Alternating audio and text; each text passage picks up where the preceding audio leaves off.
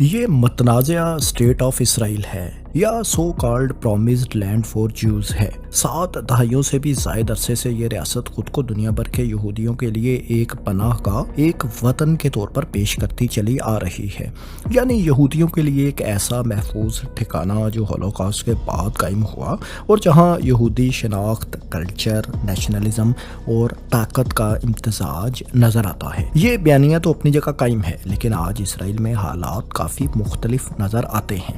اسرائیل کے central bureau of statistics کے مطابق پچھلے سال 2024 میں 82,700 اسرائیلی شہریوں نے ملک چھوڑ دیا، جبکہ 23,800 شہری واپس ملک آئے، یعنی 60,000 کے لگ بھگ ایسے شہری تھے جو مستقل طور پر اسرائیل کو چھوڑ گئے۔ یہ صرف 2024 کے اعداد و شمار نہیں، بلکہ 2023 میں بھی 55,000 اسرائیلی شہریوں نے ملک چھوڑا۔ یہ تو سرکاری اعداد و شمار ہیں۔ بعض ان آفیشیل ایسٹیمیٹس کے مطابق اکتوبر 2023 میں حماس کے حملے کے بعد سے اب تک تقریباً 5 لاکھ یہودی مستقل طور پر اسرائیل کو خیر آباد کہہ چکے ہیں۔ یہ ٹرینڈ اتنا نیا بھی نہیں، بلکہ پچھلی ایک دہائی کے دوران اوسطاً 35,000 سالانہ رہا ہے۔ اگرچہ اسرائیل اپنے ملک میں جوئش سیٹلرز کو آباد کرنے کے لیے سہولیات فراہم کرتا ہے، لیکن اس کے باوجود نیٹ نیگیٹو مائگریشن ملک میں پاپولیشن گروتھ کے ڈکلائن کی بڑی وجہ ہے۔ اندازوں کے مطابق اسرائیل میں سالانہ پاپولیشن گروتھ جو 2015 میں تقریباً 2% تھی، گر کر 2024 میں 1.41% ہو چکی تھی۔ صرف اتنا ہی نہیں، بلکہ اسرائیلی نیوز پیپر کے مطابق 40% اسرائیلی شہری ایسے ہیں جو ملک چھوڑنا چاہتے ہیں۔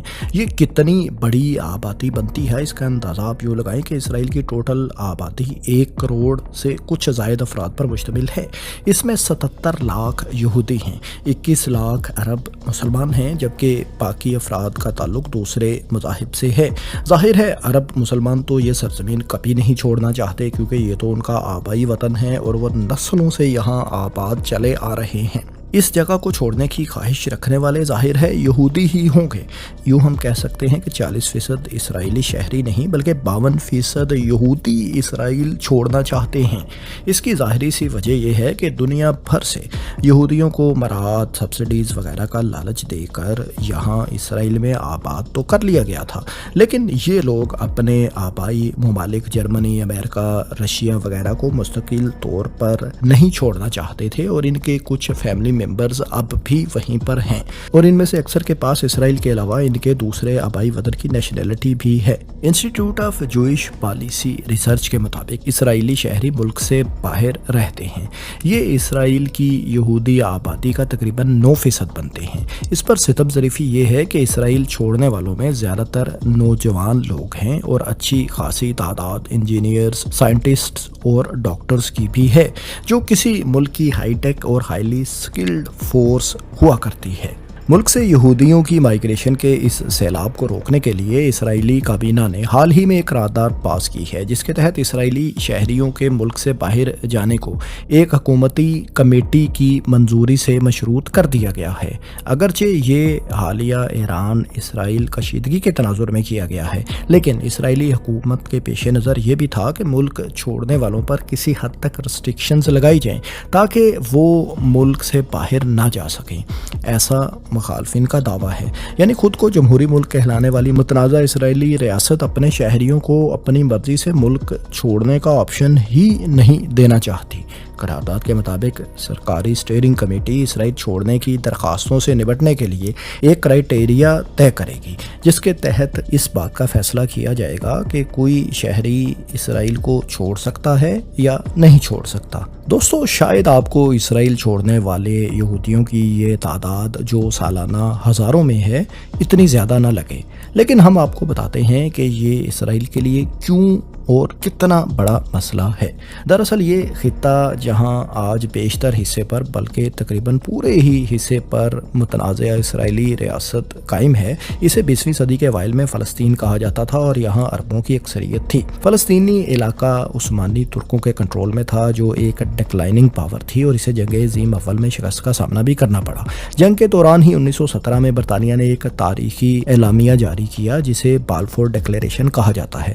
اعلامیے میں برطانوی حکومت نے یہودیوں سے وعدہ کیا کہ وہ فلسطین میں یہودیوں کے لیے ایک وطن کے قیام کی حمایت کرے گی۔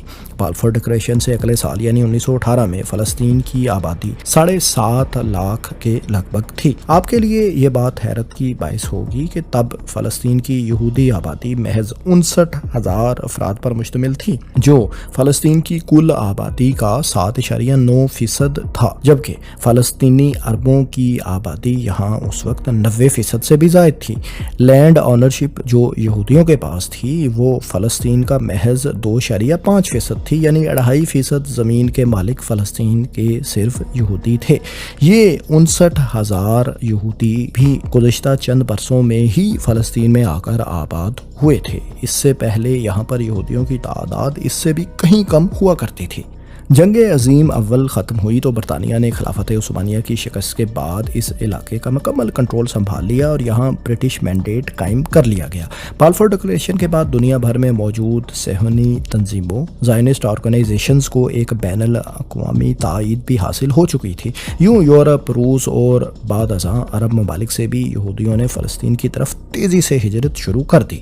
یہودیوں کی اس ہجرت کو عالیہ کہا جاتا ہے۔ یہ ہجرت صرف مذہبی بنیادوں پر نہیں ہو رہی تھی بلکہ زائنسٹ نامی ایک سیاسی نظریے کے تحت بھی ہو رہی تھی، جس کی بنیاد اس خواب پر تھی کہ یہودی ایک دن اپنے آبائی وطن واپس آئیں گے اور ایک آزاد ریاست قائم کریں گے۔ صہیونی تنظیموں نے فلسطین میں زمینیں خریدنے کا ایک منظم عمل شروع کر دیا۔ مغربی ممالک کی امداد، خاص طور پر یورپی اور امریکی یہودی برادری کی مالی معاونت سے یہاں زراعت، تعلیم اور صحت کے شعبوں میں بڑے پیمانے پر سرمایہ کاری کی گئی۔ یہودیوں نے یہاں اپنے تعلیمی ادارے، ہسپتال، عبرانی زبان کے اسکولز اور یہاں تک کہ عبرانی یونیورسٹی بھی قائم کی۔ ان بستیوں میں فلسطینی سرزمین پر ایک پیرالل یعنی متوازی معیشت اور سوسائٹی جنم لینے لگی جو فلسطینی معاشرے سے الگ تھی۔ ڈیموگرافی کس طرح تبدیل ہو رہی تھی اس کا اندازہ آپ یوں لگائیں کہ 1947 میں یہاں صرف 3 دہائیوں کے عرصے میں یہودی آبادی فلسطین کی سرزمین پر 33% تک پہنچ چکی تھی، جو 1918 میں محض 7.9% ہوا کرتی تھی، جبکہ عرب آبادی کی پرسنٹیج اب کم ہو کر 67% تک رہ گئی تھی۔ لیکن واضح رہے کہ 1947 میں یہودیوں کے پاس فلسطین کی جو زمین تھی وہ ابھی بھی فلسطین کی کل زمین کا محض 6% ہی بنتی تھی۔ یہودیوں کا فلسطین میں آ کر آباد ہونا یہاں آباد فلسطینی عربوں کے لیے تو قابل قبول نہ تھا، لہٰذا عربوں اور یہودیوں کے درمیان جھڑپیں ہونے لگی۔ 1947 تک صورتحال اتنی پیچیدہ ہو چکی تھی کہ مسئلہ یونائٹڈ نیشنز میں چلا گیا۔ اقوام متحدہ نے ریزولوشن 181 کے تحت فلسطین کو 2 ریاستوں میں تقسیم کرنے کا منصوبہ پیش کیا۔ اس منصوبے میں یہودیوں کو 55% علاقہ یا زمین کل فلسطین کی دے دی گئی، حالانکہ یہ کل آبادی کا محض 33% تھے، جبکہ فلسطینیوں کو جو اس خطۂ زمین کے اصل مالک تھے اور صدیوں سے یہاں آباد تھے انہیں صرف 45% زمین یا رقبہ دیا گیا۔ تاریخی اور مقدس شہر یروشلم کو ایک انٹرنیشنل ٹیریٹری ڈکلیئر کر دیا گیا۔ 14 مئی 1948 کو اسرائیل نے اپنے قیام کا اعلان کیا تو اس کے ساتھ ہی پوری دنیا سے یہودیوں کی ایک نئی اور بڑی لہر اسرائیل کی طرف ہجرت کرنے لگی۔ خاص طور پر وہ یہودی جو مشرقی یورپ، جرمنی، عرب دنیا، ایران، ایتھوپیا اور روس جیسے ممالک سے ہجرت کر رہے تھے، وہ اسرائیل میں آ کر آباد ہونے لگے۔ نئی اسرائیلی حکومت نے ان مہاجرین کے لیے رہائش، خوراک، تعلیم اور روزگار کی سہولیات فراہم کیں۔ اس کے ساتھ ہی اسرائیل نے قانون واپسی لا آف ریٹرن भी मंजूर किया, जिसके मुताबिक दुनिया का कोई भी यहूदी बगैर वीज़ा या इजाज़त के इसराइल में आकर शहरियत हासिल कर सकता था। यहूदियों के इसराइली रियासत के क़याम के ऐलान के साथ ही पहली अरब इसराइल जंग का आगाज़ भी हो गया, जिसके नतीजे में फ़लस्तीन की निस्फ से ज़ायद आबादी, जो 7.5 लाख के लगभग बनती है, अपने घर बार से महरूम हो गई। ये लाखों फ़लस्तीनी जो अपने घर बार से महरूम हुए, इनका तकरीबन निस्फ हमसाया ममालिक उर्दन, शाम, लबनान, मिस्र और इराक जाकर पनाह गज़ीन कैंपों में आबाद हुआ और इनकी दूसरी और तीसरी नस्ल आज भी वहीं पर आबाद है। फ़लस्तीनियों को अपने आबाई घर बार और आबाई ज़मीनों से महरूम करने का सिलसिला यहीं पर नहीं रुका, बल्कि 1967 की 6 डे वार में भी लाखों फ़लस्तीनियों को अपने घर बार से महरूम कर दिया गया और इसराइल ने न सिर्फ पूरे फ़लस्तीन पर कब्ज़ा कर लिया, यानी मगरबी किनारा, वेस्ट बैंक और गज़ा का वो इलाका जो यूनाइटेड नेशंस ने भी फ़लस्तीनियों ही को दिया था, उस पर भी कब्ज़ा कर लिया, बल्कि इसके अलावा मिस्र का सिनाई पेनिनसुला भी इसराइल के कब्ज़े में चला गया। बाद इसराइली हुकूमत ने इन इलाकों में ख़ास तौर पर मगरबी किनारे में गैर कानूनी तौर पर यहूदी बस्तियों की तामीर भी शुरू कर दी। इन बस्तियों में आकर आबाद होने वाले यहूदियों को सब्सिडाइज्ड रहाइश और दीगर बुनियादी सहूलियात फराहम की गईं, जो आज तक आने वाले आबादकारों को मिलती हैं। वक्त के साथ साथ इन बस्तियों का जाल इस कदर फैल गया कि ख़ास तौर पर मगरबी किनारे यानी वेस्ट बैंक कई छोटे छोटे हिस्सों में बट गया और फ़लस्तीनी माशरा जगराफियाई तौर पर तकसीम दर तकसीम होता चला गया। इसके बाद 1993 और 1995 के ओस्लो अकॉर्ड में इसराइल ने फ़लस्तीनियों के फ़लस्तीन में रहने के हक़ को किसी हद तक तस्लीम किया और वेस्ट बैंक को 3 एरियाज़ ए, बी और सी में तकसीम किया गया।